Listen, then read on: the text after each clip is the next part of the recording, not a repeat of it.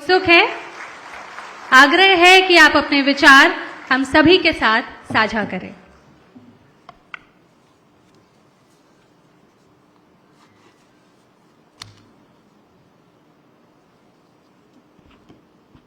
सभी को नमस्कार। आज के इस स्टार रेटिंग ऑफ माइंड्स पुरस्कार समारोह के इस कार्यक्रम में मंच पर विराजमान मेरे बहुत ही ऐसे मित्र कि जो हम लगभग 35 साल से संगठन में काम करते करते हम जुड़े हैं, ऐसे मेरे मित्र और केंद्रीय खान और कोयला मंत्री श्री जी किशन रेड्डी जी, अतिरिक्त सचिव खान मंत्रालय भारत सरकार श्री संजय लोहिया जी, प्रमुख सचिव खान पेट्रोलियम राज्य सरकार श्री टी रविकांत जी, महानियंत्रक भारतीय खान ब्यूरो श्री पीयूष नारायण शर्मा जी और इस कार्यक्रम में आए सभी इंडियन ब्यूरो माइंस के सम्मानित अतिथिगण, उपस्थित सभी गणमान्य अतिथि, उद्योग जगत से आए मेरे सभी जनप्रतिनिधि। सबसे पहले तो मैं आप सभी का इस स्टार रेटिंग ऑफ माइंस पुरस्कार वितरण समारोह के अवसर पर आप सभी पधारे हैं। मैं राजस्थान की 8 करोड़ जनता की तरफ से आप सभी का बहुत बहुत हार्दिक स्वागत करता हूं, अभिनंदन करता हूं। निश्चित रूप से हम सौभाग्यशाली हैं कि यह कार्यक्रम हमारे राजस्थान के अंदर हो रहा है और एक साथ आप सभी से मिलना भी हो रहा है। आप वो लोग हैं जो हमेशा आपके हर प्रदेश और देश की प्रगति में आपका बहुत बड़ा योगदान होता है।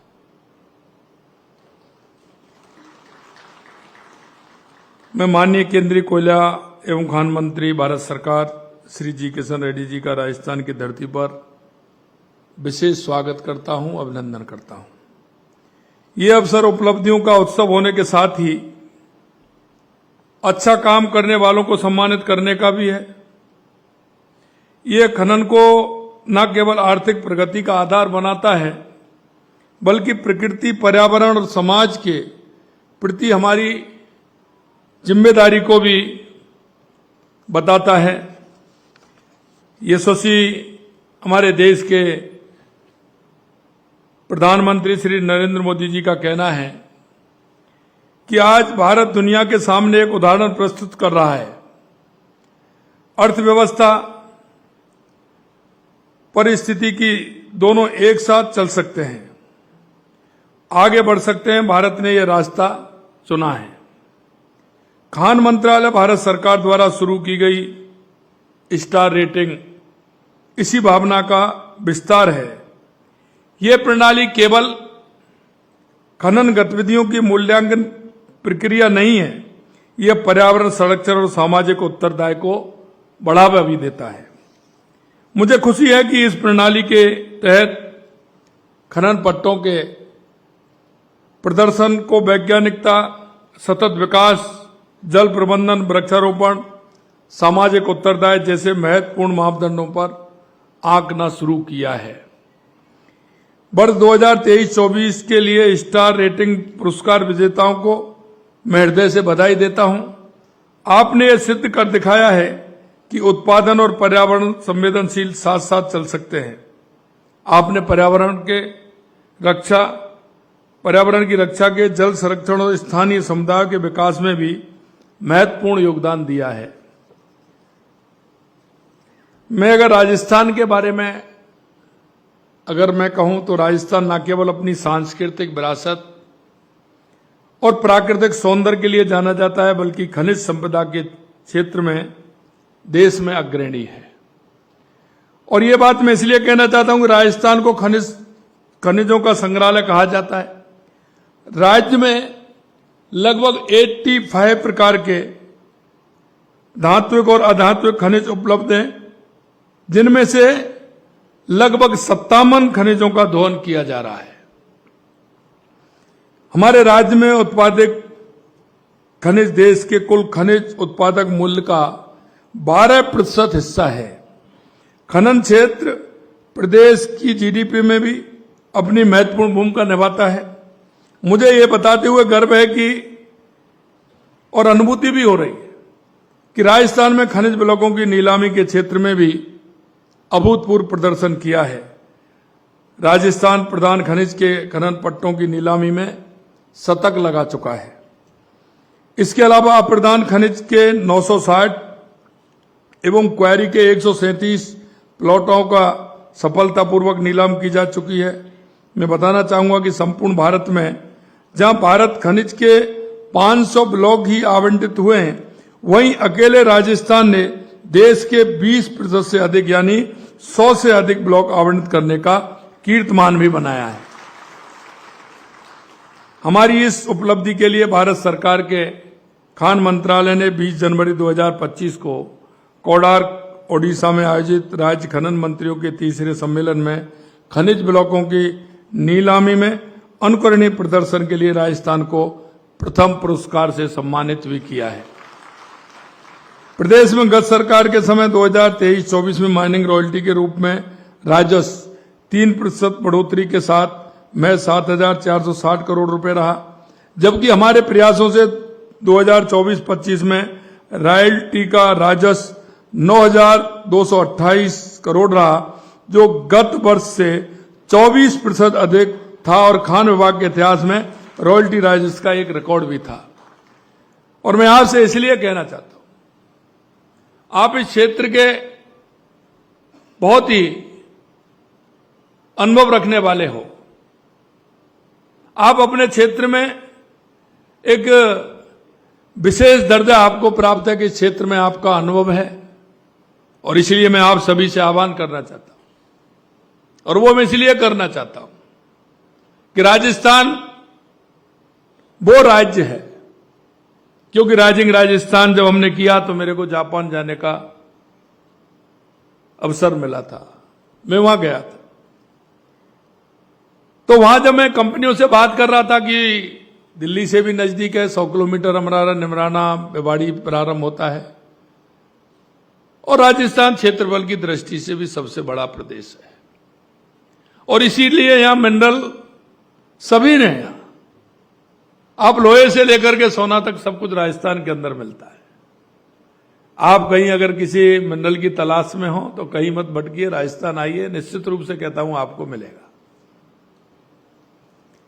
तो मैं जापान जब गया तो मेरी उनसे जब बात हो रही थी, उन्होंने एक ही बात कही थी मेरे को।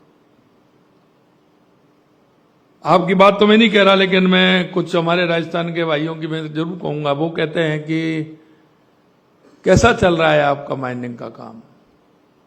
तो वो कहते साहब चल रहा है साहब।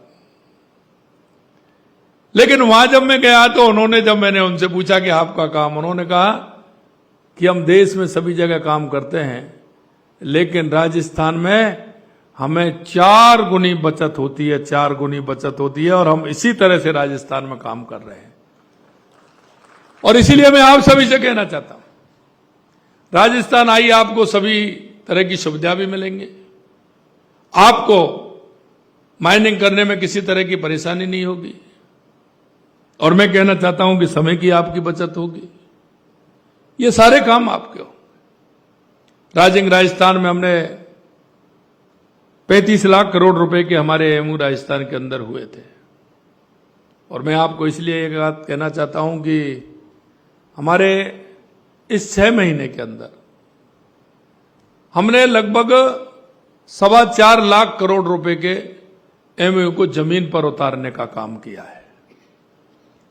ये राजस्थान के इतिहास में पहली बार कि इतने कम समय में, और हमने कहा है कि हमारा हर दिसंबर में हम उसकी पूरी मॉनिटरिंग करेंगे, तो ये काम भी हमारा होने वाला है। इसलिए मैं आप सभी से कहना चाहता हूं कि आप आइए, राजस्थान के अंदर जो मिनरल आप खोजना चाहते हैं वो आपको यहां मिलेगा और आकर के राजस्थान में भी इस खनन को आगे बढ़ाने का काम करेंगे। हमारी सरकार ने अवैध खनन पर भी कार्रवाई की है और हम कह सकते हैं कि जीरो टॉलरेंस की नीति हमने अपनाई है, उसके लिए भी हम काम कर रहे हैं। हमारे विशेष अभियान भी हमने इसमें चलाए हैं। हमारी सरकार ने कई अवैध खनन के भंडारण के जो हमारे वो थे उसके लिए भी हमने काम किया है। मैं आपसे इतना ही कहना चाहता हूं, जुलाई को राष्ट्रीय स्तर पर सम्मानित किया जा रहा है। हमने हमारे जो मेजर मिनरल की तो होती थी, माइन की नहीं होती थी, यही है ना टी रविकांत जी, आपके यहाँ केंद्र में होती है। अब की बार हमने राजस्थान में भी ये प्रारंभ किया है, उसकी भी हम रेटिंग करके और उनको भी सम्मानित करने का काम हमारी सरकार करेगी, जिससे यहां का भी प्रोत्साहन मिले, क्योंकि अच्छे काम करने के लिए सम्मान मिलना चाहिए, क्योंकि उसके जीवन में बदलाव आता है, लेकिन वो राज्य को एक अच्छी रेवेन्यू देने का भी काम करता है। और अगर वो ठीक प्रकार से करता है और उसकी रेवेन्यू अगर बढ़ती है तो राज्य के अन्य कामों में उसका सहयोग होता है। राज्य के उन गरीब लोगों को जिनको आवश्यकता है, जो आज भी अंतिम पंक्ति में खड़े हैं, आप देख नहीं सकते कि आपके काम करने से कितने लोगों को रोजगार मिल रहा है, उनको सुविधाएं मिल रही हैं, हमारी सरकार की योजनाओं का लाभ मिल रहा है। मैं मित्रों इतना ही कहना चाहता हूं कि हमारे देश के यशस्वी प्रधानमंत्री नरेंद्र मोदी जी के नेतृत्व में जो हमारा एक देश के अंदर जो गरीब कल्याण की योजना है, अंतिम पंक्ति में जो व्यक्ति खड़े हैं, अगर उनकी चिंता करने का कोई काम कर रहा है तो हमारे देश के यशस्वी प्रधानमंत्री नरेंद्र मोदी जी कर रहे हैं। और आप देख सकते हैं कि 2014 के बाद जितनी भी योजनाएं गरीब कल्याण की, उन गरीब कल्याण की योजनाओं को धरातल पर उतारने का काम अगर किया है तो हमारे यशस्वी प्रधानमंत्री जी ने किया है। और ये हमारी डबल इंजन की सरकार माननीय प्रधानमंत्री जी के नेतृत्व में राजस्थान के अंदर हर क्षेत्र में काम कर रही है। और राजस्थान हमारा हर क्षेत्र में अग्रणी है, चाहे माइनिंग के क्षेत्र में देख लीजिए, पेट्रोकेमिकल का भी हमारा यहां बहुत बड़ा काम है और हमारी रिफाइनरी भी बन रही है। अगर हम पर्यटन के क्षेत्र में देखेंगे तो राजस्थान सबसे आगे है। यही नहीं, शिक्षा हो, चिकित्सा हो, उद्योग हो, हर क्षेत्र में यहां संभावना है। आप देख रहे हैं कि हमारे पास जमीन भी है तो सूर्य भगवान की कृपा भी है। 365 दिन सूर्य भगवान की कृपा हमारे ऊपर रहती है, इसलिए सोलर में भी हमारा काम हो रहा है। और इसीलिए मैं आप सभी से कहना चाहता हूं कि जिस तरह से राजस्थान में जो संभावना है, आप आइए, निश्चित रूप से हमारी सरकार आपका पूरी तरह से सहयोग करेगी। और आप आएंगे तो एक राजस्थान देश में और हमारा जो रेवेन्यू है वो देश का रेवेन्यू भी बढ़ेगा, हमारे राज्य का रेवेन्यू बढ़ेगा, उसमें आपका योगदान होगा। इसमें आय भी बढ़ेगी, पैसा प्रदेश के विकास में व्यय भी किया जाएगा। हमने कई नवीन काम भी किए हैं, जैसे हमने बजरी के विकल्प के रूप में एमसेंड के लिए नई पॉलिसी बनाई है। इस पॉलिसी के माध्यम से एमसेंड यूनिट लगाने वाले उद्यमियों को प्रोत्साहन दिया जा रहा है। हमारी सरकार का ध्यान केवल ज्यादा से ज्यादा खनन का राजस्व अर्जित करने पर ही नहीं है, हमारा ये ध्येय भी है कि खनन एवं पर्यावरण के बीच संतुलन भी बना रहे। और इसीलिए आपने देखा होगा, हमारे देश के यशस्वी प्रधानमंत्री नरेंद्र मोदी जी के एक पेड़ मां के नाम के आह्वान पर गत वर्ष हमने 7 करोड़ का अभियान लिया था, जिसमें हमने 7.5 करोड़ पौधे लगाने का काम किया। और हमने 5 साल में एक पेड़ मां के नाम हरियाणा राजस्थान के 5 साल में हमने 50 करोड़ पौधे लगाने का लक्ष्य तय किया है। और इस वर्ष हमने वो लक्ष्य बढ़ाते हुए 10 करोड़ पौधे लगाने का लक्ष्य लिया है। जिसमें हमारा काम चल रहा है, इसलिए हम पर्यावरण को भी ध्यान में रखते हुए काम करते हैं। और अगर हमारा पर्यावरण के ध्यान में रखते हुए काम करेंगे, एक हमने अभी हमारे शिक्षकों की भी एक सेमिनार की है, और उस सेमिनार में हमने कहा है क्योंकि पर्यावरण का असर आखिरकार व्यक्ति के ऊपर ही आता है, और व्यक्ति के ऊपर आता है तो उसके लिए हमें पहले से सोचना होगा। हम देखते हैं कि जब उस व्यक्ति को परेशानी आती है, बीमार होता है, तो हम उसके इलाज के लिए जाते हैं। लेकिन आज हम देख सकते हैं कि बीमारी का कारण पहले से ही हमको आइडिया में है, अंदाज में होता है, उसके रिसर्च भी हो रहे हैं। तो क्यों ना हम पहले से ही इस ओर चलें कि बीमारी ही नहीं हो। उसके लिए हमारी छोटी छोटी क्लासें, हमारी क्लासों में पहले से ही विद्यार्थी को ये करें कि अगर ऐसा करोगे तो आप इस बीमारी से ग्रसित होंगे। हमें योग से लेकर के हमारे स्वस्थ रहने के लिए हमने उनको भी ध्यान में रखना होगा। इसलिए पर्यावरण के ध्यान में रहते हुए ये काम भी हमें करना पड़ेगा। हम देखते हैं कि हर क्षेत्र में बात होती है तो पर्यावरण के अनुकूल बात होती है। हमने देखा है कि वैज्ञानिक खनन, पर्यावरण संरक्षण और सामाजिक उत्तरदायित्व को सुनिश्चित करने का प्रावधान भी किए गए हैं, लेकिन उनकी पालना हम कितना करते हैं। मैं आपसे इतना अनुरोध करना चाहता हूं कि आवश्यकता है। हमारे बुजुर्गों ने, हमारे पूर्वजों ने इस प्रकृति को सजो के रखा है। उनका कितना बड़ा योगदान है, कितना बड़ा योगदान है उनको। आज वो इस प्रकृति को सजो के हमारे लिए दे करके गए हैं। क्या हमें इसका ख्याल नहीं रखना चाहिए? हमें इसका ख्याल रखना चाहिए। हमारे पास गाड़ी है, गाड़ी लेकर के हम चलते हैं, लेकिन हम प्रदूषण कितना कर रहे हैं, और हमें प्रदूषण कर रहे हैं तो उसके लिए हमें क्या काम करना चाहिए पर्यावरण के लिए? क्या हमारे मन में कभी बात आती है क्या? मैं आपके माध्यम से मैं कहना चाहता हूं कि हमें यह भी ध्यान रखना है। गाड़ी हमारी एक होगी, दो होगी, हम जाते हैं, उसका प्रदूषण होता है, लेकिन हमने वृक्ष कितने लगाए? इसलिए हम यहां कहीं जाएं, हम हमारे मन में यह अवधारणा रखें कि जहां भी आवश्यकता हो, हम पर्यावरण का संतुलन बनाने के लिए हम हमारे वृक्षारोपण को ध्यान में रखते हुए और हम उसको ध्यान करते हुए हम हमारे पर्यावरण का ध्यान रखना आवश्यक है।